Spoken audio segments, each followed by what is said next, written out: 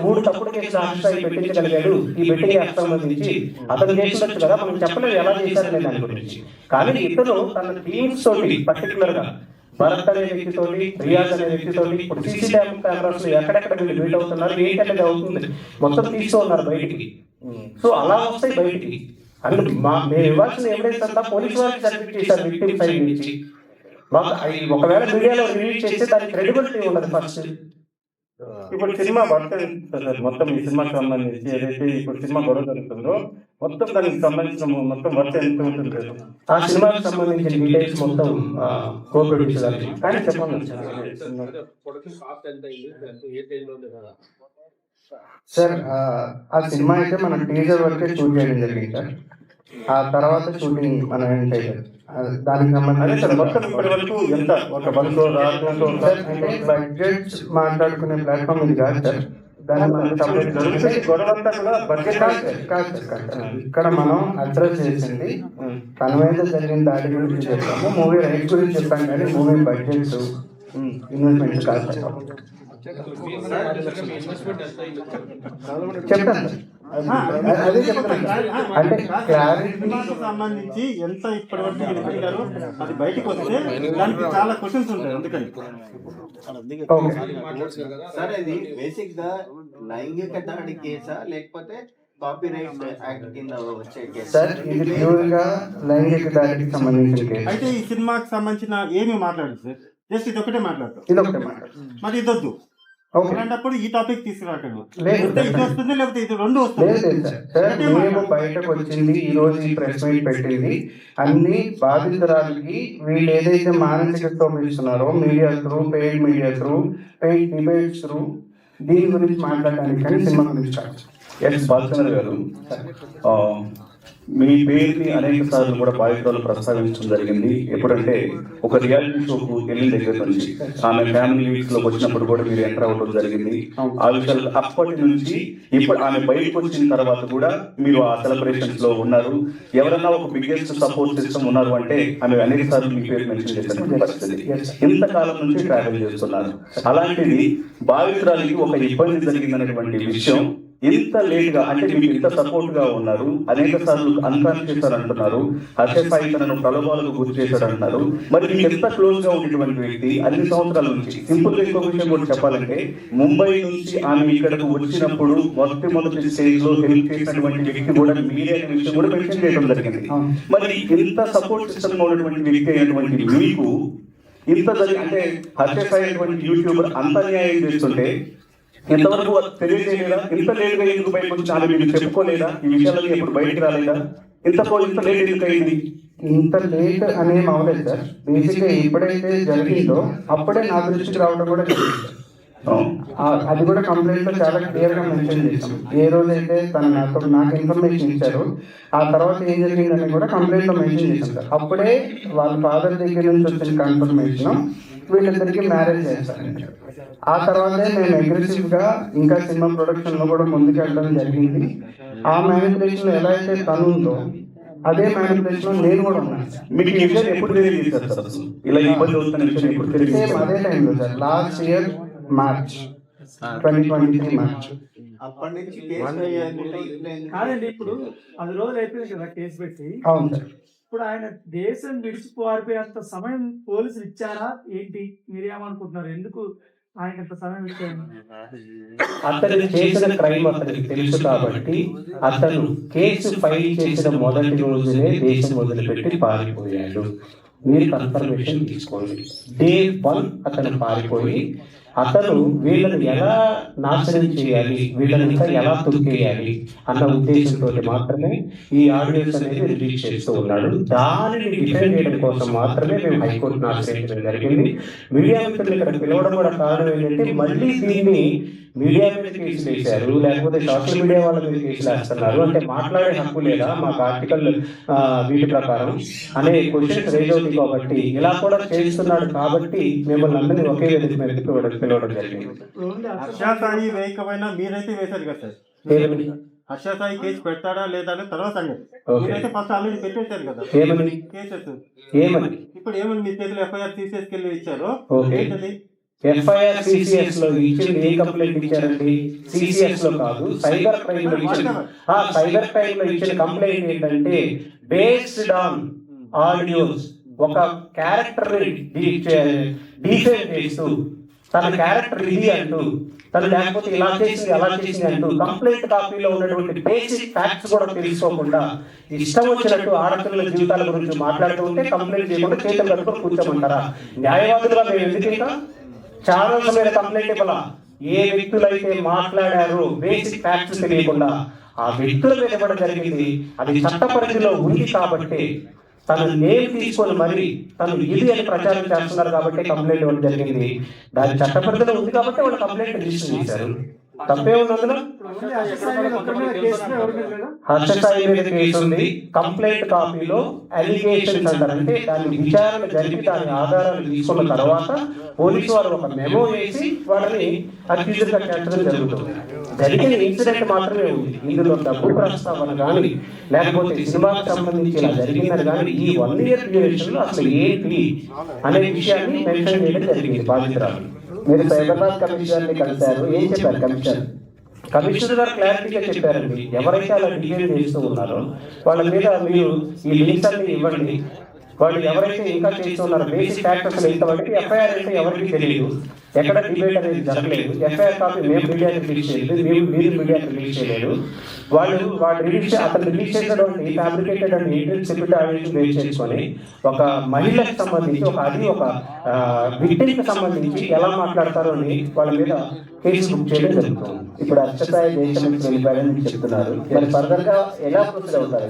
Lookout notice జారీ చేశారండి police వారు ఆల్రెడీ. ఆ లుకౌట్ నోటీస్ బేస్ చేసుకొని హర్షసాయి ఎప్పుడు ఇండియాలో అడుగుపెట్టినా కానీ అరెస్ట్ చేసే అవకాశం ఉంది.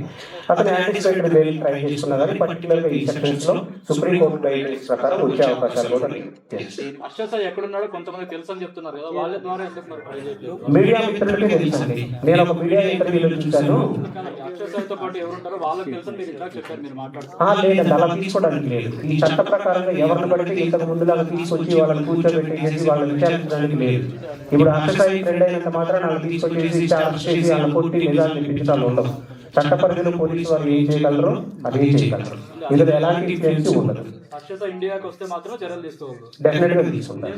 ఏ ఎయిర్పోర్ట్ లో అయినా అరెస్ట్ చేస్తారంట. యాంటిసిపేటరీ బెయిల్ కోసం వెళ్ళినటువంటి ఎవరైతే మిగతా తనకు సహకరించినటువంటి యూట్యూబర్స్ ఎవరైతే ఉన్నారో ఈ యొక్క కేసులో వారి యొక్క పాత్ర అనేది ఎంత వరకు ఉంది అనేది మీరు అనుకుంటున్నారు? అలాగే కొంతమంది పేర్లు కూడా మీరు ప్రస్తావించడం జరిగింది. మాతో ఇంటర్వ్యూ ఇచ్చేటప్పుడు కూడా ఒకరిద్దరు పేర్లు కూడా వాళ్ళ మీద కూడా ఫిర్యాదులు చేశామని చెప్పారు. వాళ్ళు ప్రధానంగా ఎవరెవరు అనుకుంటున్నారు? వాళ్ళ యొక్క పాత్ర ఈ కేసులో ఎంత వరకు ఉంది? వాళ్ళ పరంగా ఇబ్బంది కావాలని చెప్తారు. విక్టిమ్ కంప్లైంట్ ఇచ్చినప్పుడు క్లియర్ గా చెప్పింది ఒక 1 month నుంచి ఈ హర్షసాయి అనే వ్యక్తి కొంతమంది యూట్యూబర్లు పిలిపించుకొని పర్టికులర్ గా ఒక నేమ్ మెన్షన్ చేసి మరి అతను కూడా ఒక యూట్యూబర్, ఫేమస్ యూట్యూబర్, ఆ నేమ్ మెన్షన్ చేసి మరి అతనికి ఈ ఆడియోలు కానీ లేకపోతే వీడియోలు కానీ వీళ్ళ క్యారెక్టర్ కానీ ఇట్లా డిఫేమ్ చేయడం కోసం వాడుతున్నాడు అనే ప్రస్తావన మాత్రమే కంప్లైంట్ కాపీలో ఉంది. సో పోలీసు వారి విచారణలో భాగంగా వాళ్ళకి ఎగరెస్ట్ గా ఏమైనా ఎవిడెన్స్ కలెక్ట్ చేస్తే ఒక మెమో వేసి డెఫినెట్ గా వాళ్ళని అక్యూజ్ గా చేసే అవకాశాలు ఉన్నాయి. హర్షసాయిని అరెస్ట్ చేస్తే ఓకేనా, లేదా బాధిత మహిళ ఏం ఎక్స్పెక్ట్ చేసి పెట్టారు? బాధిత మహిళ న్యాయం కోసం చట్ట పరిధిలో హర్షసాయికి ఏ శిక్ష పడుతుందో ఆ శిక్ష పడడం కోసం మాత్రమే కేసు. దీన్ని మిస్లీడ్ చేయడం కోసం 2 కోట్లు అనే అబద్ధాన్ని హర్షసాయి క్రియేట్ చేశారు. హర్షసాయి అందరికి న్యాయవాది క్రియేట్ చేశారు. సో మొత్తం ఈ కేసులో ఫైనాన్షియల్ సంబంధించి ఏ సంబంధం లేదు, ఫైనాన్షియల్ సంబంధం లేదండి. బేసిక్ గా ఆమె డిమాండ్ ఏంటి? మళ్ళీ ఆమె పెళ్లి చేసుకోవడమా లేదంటే శిక్ష పడడమే మెయిన్? కాదండి, పెళ్లి అనే ప్రస్తావనని ఒక 1 year అబద్ధాన్ని 1 year నడిపాడు అతను. 1 year నడిపిన తర్వాత ఈ సినిమా రైట్స్ లాక్కుందామని మళ్ళీ బ్లాక్మెయిల్ చేయడం మొదలు పెట్టాడు. ఈ రోజు సొసైటీలో ఉన్నటువంటి కొంతమంది యూట్యూబర్స్ తెలుసుకొని వాళ్ళ క్యారెక్టర్ డిఫైన్ చేయడానికి ప్రయత్నించాడు. మీ దగ్గర క్వశ్చన్ ఏమంటే బయటపెట్టి ఏ న్యాయం కావాలని ఆ అమ్మాయి ఒకటే చెప్పింది, నాకు న్యాయం అంటే అతనికి శిక్ష పడటమే న్యాయం అని చెప్పింది. అదే న్యాయం మనం ఒకవేళ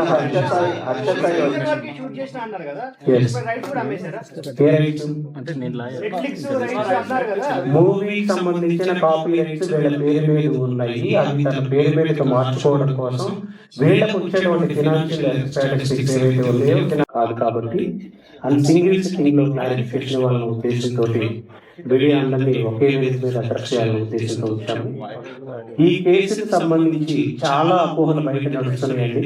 అంటే అసలు కేసు ఎఫ్ఐఆర్ ఏంటి, ఏం ఫైల్ చేశారు అనేది క్లియర్ డీటెయిల్స్ ఇప్పటివరకు ఎక్కడ రివీల్ చేయలేదు. అట్ ది సేమ్ టైం 2 కోట్ల కోసం ఇలా చేశారు అనే కొన్ని అలిగేషన్స్ వినిపిస్తూ ఉన్నాయి. దాంట్లో వాస్తవం అనేది లేదు. కంప్లైంట్ కాపీ అనేది ఎక్కడ ఇంతవరకు రివ్యూ చేయడం జరగలేదు. అండ్ హర్షసాయి అనేటువంటి వ్యక్తి ప్రస్తుతం దేశం వదిలిపెట్టి పారిపోయి వేరే కంట్రీలో ఉంటూ ఇక్కడ ఉన్నటువంటి తనకు అనుకూలంగా ఉన్న కొన్ని యూట్యూబ్ ఛానల్స్ కానీ కొన్ని ఇన్స్టాగ్రామ్ పేజెస్ కానీ మేనేజ్ చేస్తూ డబ్బుతోటి మేనేజ్ చేస్తున్నాడని మాకు ఇన్ఫర్మేషన్ ఉండడం వల్ల తను కొన్ని ఆడియన్స్ ని scripted, fabricated, edited, pre plan complaint కాపీలో ఏదైతే క్లియర్ గా మేము మెన్షన్ చేశామో ఈ ఫ్యాబ్రికేటెడ్ ఆడియోస్ కానీ వీటన్నిటిని పెట్టుకొని అతను బ్లాక్మెయిల్ చేస్తున్నాడని చెప్పడం, అతను వ్యక్తిని బాధించే విధంగా మానసిక క్షోభకు గురయ్యే విధంగా వాటిని దేశం దాటి బయటికి వెళ్ళిపోయి మరి రిలీజ్ చేస్తూ ఉండడం, దాన్ని కొన్ని సోషల్ మీడియా ఛానల్స్ పర్టికులర్ గా యూట్యూబ్ కి సంబంధించిన కొన్ని సోషల్ మీడియా ఛానల్స్ ఎంటర్టైన్ చేస్తూ ఉండడం వలన మేము హైకోర్టును అప్రోచ్ అవ్వడం జరిగింది. మాకు నిజంగా ఈ రోజు వరకు ప్రతి మీడియా సంస్థ చాలా సపోర్ట్ చేసింది. చాలా సపోర్ట్ గా ఉంటూ అతని బెట్టింగ్ మాఫియాని బయటపెట్టడంలో, ఇల్లీగల్ బెట్టింగ్ యాక్ట్ కి సంబంధించిన వాటి నుంచి నేరాలను బయటపెట్టడంలో అండ్ వాళ్ళ ఫ్యామిలీ బ్యాక్గ్రౌండ్ లో ఉన్నట్టు జరిగేటువంటి ఆర్థిక నేరాలను బయటపెట్టడంలో మీడియా సంస్థలు నిజంగా చాలా గొప్పగా పనిచేసింది. దాన్ని మేము స్పెషల్ గా థ్యాంక్స్ చెప్తున్నాము. కానీ నిన్నటి వరకు ఉన్న అటెన్షన్ ని డైవర్ట్ చేయడం కోసం మళ్ళీ ఒక కొత్త ప్లాన్ బి అతను రెడీ చేసుకున్నాడు. మీడియా సంస్థల మీద కేసులు వేస్తున్నటువంటి లాయర్లు అనే వాదనని తెరమీద తీసుకొచ్చే ప్రయత్నం చేస్తూ ఉన్నాడు. మేము మీడియా సంస్థల మీద ఎలాంటి కేసులు వేయలేదు.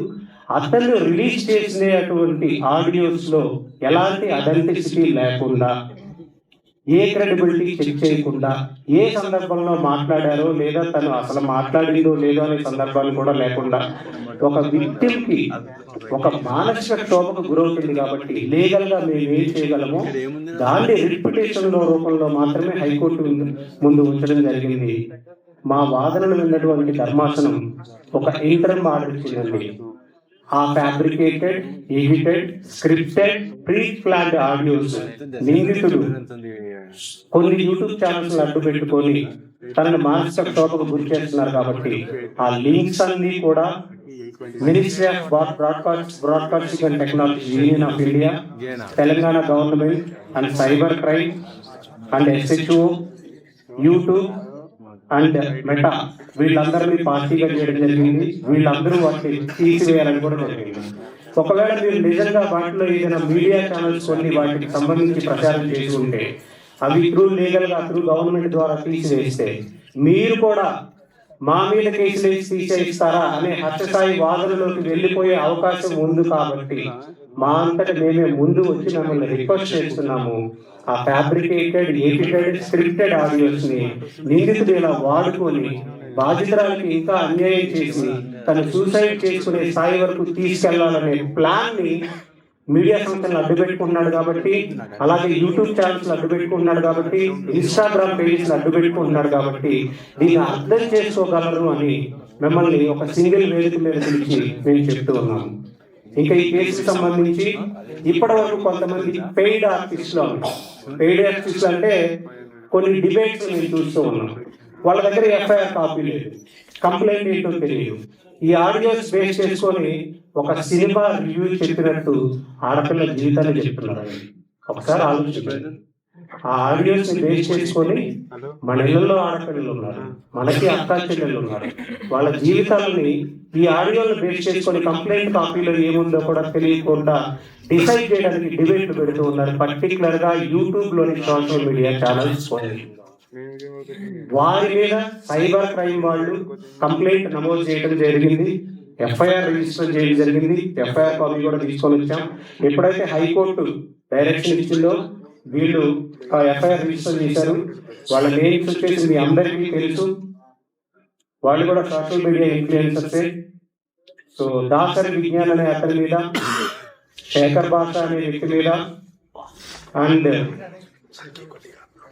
కరాటే కళ్యాణి, సారీ ఆమె నేను తీసుకున్నందుకు ఆమె కూడా ఆలోచించాలి. కరాటే కళ్యాణి గారి మీద ఇంకొక పర్సన్ మహిళర్ వైన్స్. ఇవి ఆడపిల్లల జీవితాలండి, సినిమా రివ్యూలు కాదు. కేవలం అతను పంపించిన ఆడియోస్ కంప్లైంట్ కాపీ కూడా లేకుండా వాటిని బేస్ చేసుకొని తన క్యారెక్టర్ అసోసియేషన్ చేసి తనని డిఫేమ్ చేస్తే మీకేం వస్తుంది?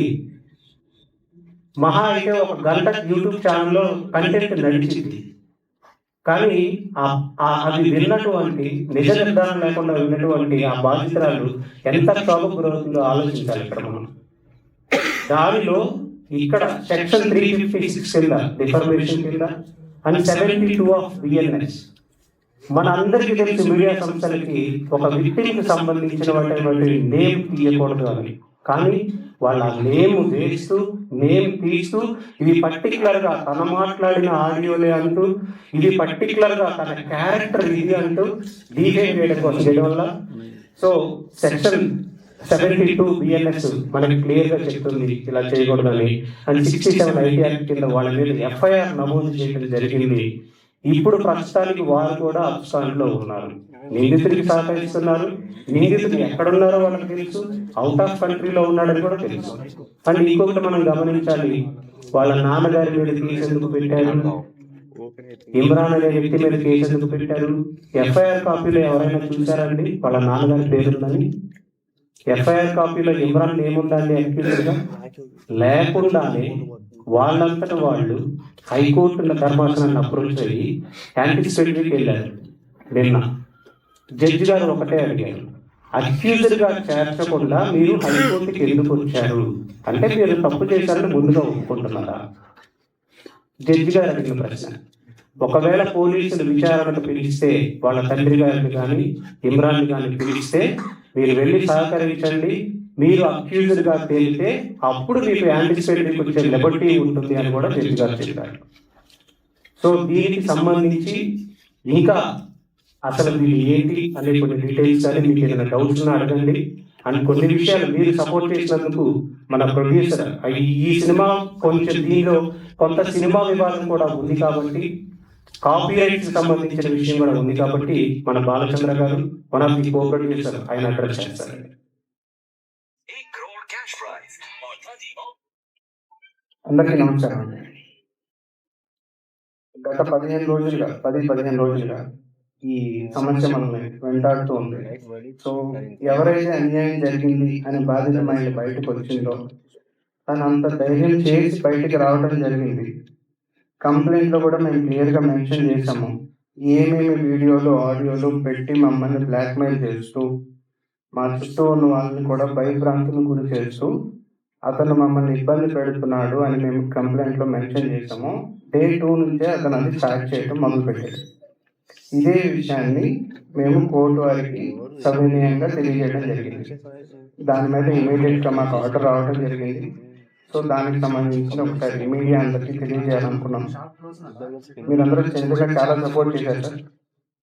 సో దీన్ని ఇంకా ముందుకు తీసుకెళ్ళాలి. ఎనీ డౌట్స్ మీరు ఏదైనా ఉంటే దీని గురించి అడగాలంటే ఒకసారి మెగా సినిమా ఇష్యూలోని ఇదంతా తొందరగా జరిగిందా? అసలు ఏం జరిగింది మెగా సినిమా ఇష్యూలో? సార్ ఇది మెగా సినిమా ఇష్యూ కాదు సార్. ఇది ఫస్ట్ ఆఫ్ ఆల్ ఏంటంటే ఇది విక్టిమ్ మీద జరిగిన లైంగిక దాడి సార్. దాన్ని మేము అడ్రస్ చేసాం. సో అతను దాని నుంచి తప్పించుకోవడానికి ఎన్నో రకమైన ఫ్యాబ్రికేటెడ్ ఆడియోస్ తో మా మీద దాడి చేయడం జరిగింది. ఆ దాడిని మేము ఈ కేసు త్రూ మేము క్లియర్ గా చెప్పగలిగాం అసలు తన మీద జరిగిన దాడి ఏంటి, మా మీద అతను ఎలాంటి దాడి చేస్తున్నాడు.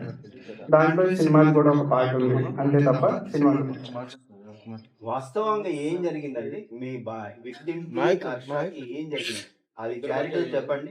రకరకాలుగా తీసుకున్నారా లేదా? రకరకాలుగా వినపడుతున్నది, చాలా కన్ఫ్యూజన్. అదే దాంట్లో భాగంగానే ఇద్దరు కలిసి అసలు ఒక సినిమా ఒప్పందం చేస్తున్నారు. ఆ సినిమా వివాదం ఏంటి? ఆయన అడగమన్నాడు క్వశ్చన్స్ మరి మీరు వన్ మినిట్ అండి, మీకు కంప్లైంట్ ఏంటో క్లారిటీగా ఇస్తాను. కంప్లైంట్ ఇంతవరకు ఎవరికి తెలియదు కదా, మీకు కంప్లైంట్ తెలిస్తే క్లారిటీ వస్తుంది. ప్రొడ్యూసర్స్ ఎవరైతే ఈ సినిమాకి ఉన్నారో అసలు వీళ్ళు ఎలా ఎంట్రీ అయ్యారో మనం చూడాలి. వీళ్ళు ఎలా ఎంట్రీ అయ్యారంటే, కో ప్రొడ్యూసర్ గారు అండ్ విక్టిమ్ ఒక సాంగ్ చేయాలి, వాళ్ళ స్టేటస్ ఏంటో మీకు ఆల్రెడీ తెలుసు. వాళ్ళు శ్రీ పిక్చర్స్ అనేటువంటి బ్యానర్తో ఇంతకుముందు కొన్ని చిన్న చిత్రాలు కానీ, సాంగ్స్ కానీ, లేదా షార్ట్ ఫిల్మ్స్ కానీ ఇలాంటివి తీసుకున్నారు. అండ్ విక్టిమ్ ఎవరైతే ఉన్నారో 2014 నుంచే తన యాక్టింగ్ ఫీల్డ్ లో ఉన్నారు. అండ్ బొంబాయిలో కూడా కొన్ని సీరియల్స్ చేశారు, ఇప్పటికీ అవి మనకు వస్తూనే ఉంది. అండ్ బిగ్ బాస్ సెలబ్రిటీ ఈ శ్రీ పిక్చర్స్ ని 2019 లో ఎస్టాబ్లిష్ చేశారు. ఎస్టాబ్లిష్ చేసిన తర్వాత ఒక సాంగ్ తీద్దాం. ఇప్పుడు హర్ష సాయి అనే వ్యక్తి ఇండియాలోనే నెంబర్ 1 యూట్యూబర్ గా ఉన్నాడనేది మనందరికీ తెలిసిన విషయం. సో ఒక సాంగ్ తీద్దామనే ఉద్దేశంతో ఒక మీడియాలో ఉన్నటువంటి ఒక యాంకర్ ద్వారా వెళ్ళి కలవడం జరిగింది.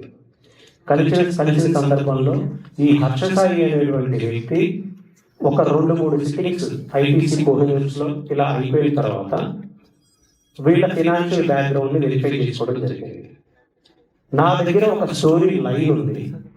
ఈ స్టోరీ లైన్ తో మనం సినిమా తీస్తే మీరు ప్రొడ్యూసర్స్ గా ఉండి, నేను డైరెక్టర్ గా ఉండి, నేను హీరోగా ఉండి, అంటే విక్టిమ్ ఎవరైతే ఉన్నారో తను ప్రొడ్యూసర్ గా హీరోయిన్ గా ఉంటే ఇది చాలా పెద్ద సక్సెస్ అవుతుంది అని తన డెబ్యూ మూవీని శ్రీ పిక్చర్స్ ద్వారా తీయాలనే ఉద్దేశంతో అతను ఉంచాడు. సో మనం అతని క్యారెక్టర్ అనాలిసిస్ మనం చేసుకుంటే, ఒక పేదవాడికి ఒక బార్బర్ని మిలియనేర్ చేయాలి అంటే అతని వీడియోస్ మీరు చూస్తుంటారు. ఎంత బ్యాక్గ్రౌండ్ వెరిఫై చేసుకుంటాడండి? వాళ్ళ టీంని పంపించి అతని ఫినాన్షియల్ గా అతను ఏంటి, నిజంగా పేదవాడా కాదా, ఈ వెరిఫికేషన్ చేసుకుంటాడు. సార్ అతని వీడియోలు మీరు చూసారా? ఎస్, చూసాను. ఒక వీడియోలో ఉన్న డీటెయిల్స్ ఉన్నాయా? ఏ ఊరు, ఏంటి, బాధితుల పేర్లు ఏమైనా ఉన్నాయా? ఏ ఊరండి? ఆ వీడియోలో బాధితులు ఎవరు, వాళ్ళ ఊరేది, వాళ్ళ పేరేది ఏమైనా ఉన్నాయా?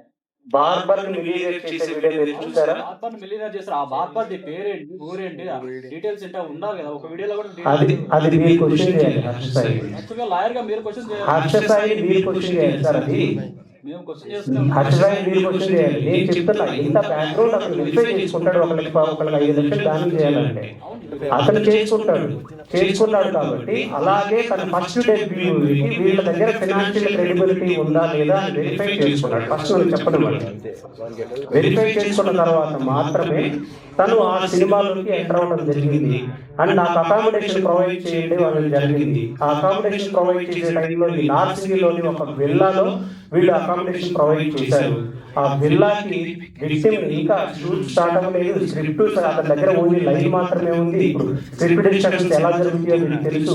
సో విక్టిమ్ ని రమ్మని చెప్పడం, అక్కడికి వచ్చిన తర్వాత విక్టిమ్ తో పాటు అతను ఆల్కహాల్ కానీ ఇలాంటి డ్రింక్స్ అన్కాన్షియస్ తీసుకొని డ్రింక్స్ ఇవ్వడం, తర్వాత తను కొన్ని మన నోటితో చెప్పలేనటువంటి అంటే కొన్ని నగ్న చిత్రాలు తన అన్కాన్షియస్ లో తీసి తన కెమెరాలో బంధించడం, తన కెమెరాలో ఉంచడం, ఆ తర్వాత తన మీద లైంగిక దాడి లాంటివి ఇలాంటివి చేయడం, తర్వాత అది చూపిస్తూ బ్లాక్మెయిల్ చేయడం. వాళ్ళ ఫాదర్ ఎప్పుడైతే తను లీగల్ గా కంప్లైంట్ ఇవ్వాలి, డిఫైడ్ చేయాలి అనుకుందో, అల్టిమేట్ స్టేజ్ లో ఇంకా ఈ వివాదాన్ని సర్దుమర్చాలి అనే ఉద్దేశంతో వాళ్ళ నాన్నగారితో మాట్లాడించి ఎలా అయినా సరే ఈ వివాదాన్ని ఇక్కడ సర్దుమర్చాలనే ఉద్దేశంతో వాళ్ళ నాన్నగారు ఒక ఫాల్స్ ప్రామిస్, మీరు సెలబ్రిటీ, తను సెలబ్రిటీ, మీరు ప్రొడ్యూసర్ గా ఉన్నారు, ఈ సినిమా సక్సెస్ అవుతుంది, పెళ్లి చేస్తాను అనేటువంటి ప్రపోజల్ పెట్టడం, ఆ పెళ్లి అనే మాటతో నమ్మించి, ప్రేమ అనే మాటతో నమ్మించి సినిమాని ఇంత దూరం తీసుకొని రావడం, దాన్ని ఎలా షూట్ చేశారు, బ్లూ నైట్ కూడా విషయంలో ఎలా షూట్ చేశారు అనేది మీరు ఆల్రెడీ చూశారు. ట్రీజర్ ఎంత గ్రాండ్ గా రిలీజ్ అయ్యిందో కూడా మీరు చూశారు. ఇప్పుడు ప్రొడ్యూసర్ రైట్స్ ఎవరి దగ్గర ఉన్నాయండి? స్టోరీకి సంబంధించిన రైట్స్ అన్ని ఎవరి దగ్గర ఉన్నాయి? ప్రొడ్యూసర్ దగ్గర ఉన్నాయి. ఆ సినిమాకి అది రిలీజ్ అయితే 10 మిలియన్ వ్యూస్ వరకు, 12 మిలియన్ వ్యూస్ వరకు వెళ్ళటం మనం చూసాం ఆల్రెడీ. నెట్ఫ్లిక్స్ కూడా వీళ్ళని అప్రోచ్ అయినట్టు మనకు తెలుస్తుంది. ఈ సినిమా 100 కోట్లు వెళ్తుంది, 200 కోట్లు వెళ్తుంది అని అతను చెప్పిన ఆడియోస్ పోలీసు వారికి సబ్మిట్ చేయడం కూడా జరిగింది. అతనికి ఆ నమ్మకం ఉంది కాబట్టి ఆ లాభం ఏదో వస్తే ప్రొడ్యూసర్కి వస్తుంది, నేను చేస్తే నాకేంటి అనుకున్నాడు కాబట్టి, నాకు కేవలం రెమ్యూనరేషన్ వస్తుంది అనుకున్నారు కాబట్టి విక్టిమ్ని మళ్ళీ హెరాస్ చేయడం మొదలు పెట్టాడు. నాకు కాపీ రైట్స్ ఇవ్వండి. ఈ సినిమాలో తను ఒక్కళ్ళదే ఇన్వెస్ట్మెంట్ కాదు, ఇంకా ఇన్వెస్టర్స్ కూడా ఉన్నారు. ఇప్పుడు బాలాగారు ఉన్నారు, ఇంకా ఒక సినిమాకి బిహైండ్ చాలా మంది ఉంటారు వర్క్ చేసేవాళ్ళు. తన ఓన్ డెసిషన్ కాదు. ఇప్పుడు ఆ కాపీ రైట్స్ కోసం మళ్ళీ తను బ్లాక్మెయిల్ చేయడం, సొసైటీలో కొంతమంది సెలబ్రిటీస్ ఈ సంవత్సర కాలంలో ఏ ఇంటిమసీ లేకుండా, ఎలాంటి ఇది లేకుండా, తనకు అనుకూలంగా తను ఏ క్రైమ్ అయితే చేశాడో తనకు కావాల్సినట్టుగా పిల్లల్ని డిఫైన్ చేయడం కోసం, విక్టిమ్ని డిఫైన్ చేయడం కోసం కొన్ని ఫ్యాబ్రికేటెడ్, కొన్ని ఎడిటెడ్, కొన్ని స్క్రిప్టెడ్ ఆడియోస్ పెట్టుకోవడం, కొంతమంది సెలబ్రిటీస్ ని, కొంతమంది యూట్యూబర్స్ ని ఐటీసీకి పిలిపించుకొని పర్టికులర్ గా మోర్ దెన్ 100 మెంబర్స్ పిలిపించి వాళ్ళకి పిలిపించడం, వీళ్ళని డిఫైన్ చేయండి, వీళ్ళకి వచ్చే ఫైనాన్షియల్ ఫండింగ్ రాకుండా చేయండి, వీళ్ళని సర్వనాశనం చేయండి, కంకణం కట్టుకోవడం, ఇవన్నీ చేశారు. ఇది కంప్లైంట్ లో మెన్షన్ చేశారు. దీన్ని మిస్లీడ్ చేయడం కోసం, మీడియా సంస్థలకి మిస్లీడ్ చేయడం కోసం 2 కోట్ల కోసం ఫైల్ చేసినటువంటి బాధితురాలు 2 కోట్లు మోసం చేశాడని అని ఉంటుంది. ఎక్కడ కంప్లైంట్ లేదండి. అసలు జరిగిన విషయం ఇది. దీని తర్వాత అతని ట్రాప్ లోకి మీడియా సంస్థలు వాడుకుంటున్నారు. లీడ్ అతనే ఇస్తాడు ఇన్ఫర్మేషన్, మిమ్మల్ని మిస్లీడ్ చేయడానికి కూడా యూజ్ చేస్తూ ఉన్నాడు. నార్సింగ్ పోలీస్ స్టేషన్ లో కేసు నమోదైంది. దాదాపు 1 నెల రోజులు అవుతుంది. అయినప్పుడు కూడా ఆయన దేశం చెడిపోయారని మీరు చెప్తున్నారు. ఇప్పటికే పోలీసులు లుకౌట్ నోటీసులు జారీ చేశారు. పోలీసులు ఏం చెప్తున్నారు అసలు? ఈ రోజు పోలీసు వారితో క్లియర్ గా మాట్లాడడం జరిగింది. అతను దేశం వదిలిపెట్టి పారిపోయాడు. లుకౌట్ నోటీసులు కూడా జారీ చేశారు. నిన్న వాళ్ళ తండ్రి గారికి అండ్ ఇమ్రాన్ అనే ఇంకొక యూట్యూబర్ కి యాంటిసిపేటరీ బెయిల్ కోసం వాళ్ళు చేసుకోవడం వల్ల జరిగింది. జడ్జి గారు క్లియర్ గా అడిగారు, మీరు ఇంకా అక్యూజ్డ్ గా చేర్చకముందే మీరు ఎలా వస్తారు అని బెయిల్ రిజెక్ట్ చేయడం కూడా జరిగింది. సరే, ఇప్పుడు విక్టిమ్ సంబంధించిన ఆడియోలు బయటకు వచ్చాయి, అవన్నీ కూడా తీసేయాలి అంటున్నారు కదా. అదే విధంగా హత్య సాయికి సంబంధించిన ఆడియోలు కూడా బయటకు వచ్చాయి. అది ఎలా వచ్చాయి? అక్యూజ్డ్ కి విక్టిమ్ కి ఒకే కోర్టు ఫైనల్ చేయలేదు. అక్యూజ్డ్ కి ఫైనల్ మాత్రమే అయింది. అక్యూజ్డ్ కి విక్టిమ్ కి సేమ్ రైట్స్ ఉన్నాయి. నువ్వు నీకు తెలుసు, మీ దగ్గర ఏదైనా ఆధారాలు ఉంటే అవి వచ్చి మీరు పెట్టండి కోర్టుకి. వీళ్ళ దగ్గర ఉన్న ఆధారాలు మీడియాకి రిలీజ్ చేయండి.